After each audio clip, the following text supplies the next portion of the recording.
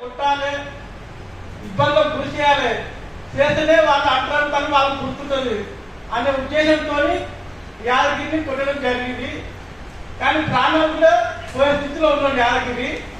అయినా ప్రభుత్వం స్పందిస్తలేదు. ఎందుకు స్పందిస్తలేదంటే ప్రభుత్వానికి ప్రజల ఓట్లు కావాలి కానీ ప్రజల రక్షణ అవసరం లేదు ప్రభుత్వానికి.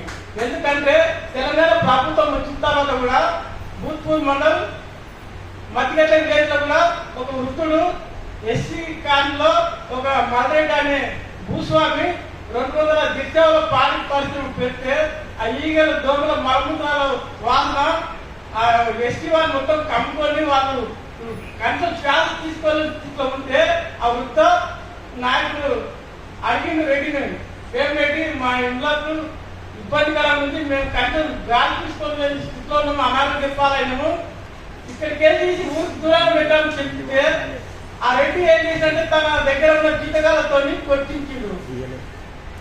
కొట్టించి గేట్ పెట్ట వాడైతే అతను ముగ్గురి దెబ్బతిని పిఎస్ పోయి కాంటాక్ట్ చేస్తే వాళ్ళు ఎట్లా చేసినంటే ఎవరో బుద్ధి తెలియని వ్యక్తులు దాడి చేసడానికి బనాయించింది.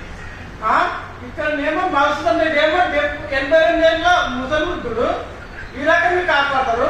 మరి అక్కడ కూడా 80 ఏళ్ళ వృద్ధుడు నన్ను కొట్టినని కేసు పెడితే పోలీసులు అలాగేనా వచ్చాను కొట్టిన 10 నిమిషాలకే విలేజ్కి ఎంటర్ అయ్యి అక్కడ వాళ్ళు రెడ్డితో మాట్లాడి ఈయనకు కేసులు లేకుండా చేస్తే మేము కేఎన్కేఎస్ తరఫున పోయి మాట్లాడి కేసు పెట్టించడం జరిగింది.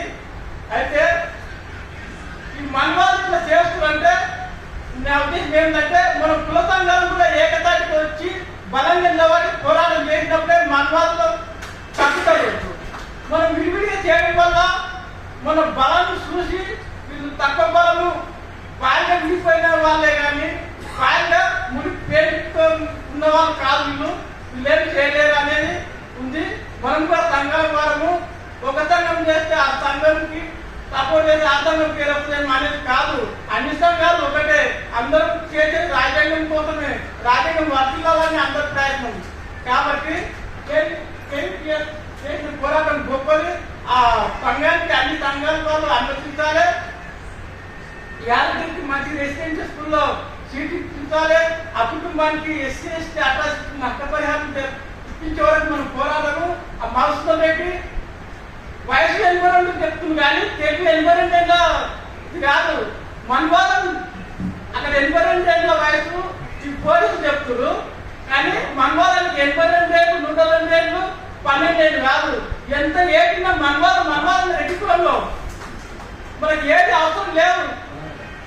నువ్వు 82 ఏళ్ళు వాళ్ళు ఇట్లా గెట్ మాసం ఉండాలి. బయటకు వాటికి ఎలా వచ్చినావు?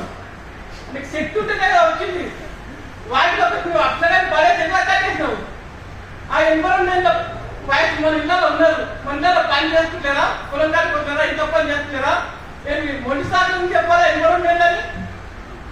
ఈ ప్రజలు ఇంకా తక్కువ పట్టిస్తే ప్రజలు ఊరుకోరు. పోలీసులు కూడా అంచె గుర్తు అందకపోతే కాదన్నట్టు దంత వృద్ధులకి ఏమో అలా చేస్తారు, రెడ్డి వృద్ధులకి ఇలా చేస్తారు.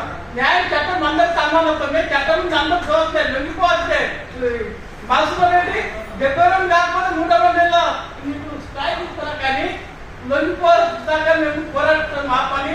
నా పేరు ఎర్ర మోహన్ కృష్ణ, రంగారెడ్డి జిల్లా కన్వీనర్.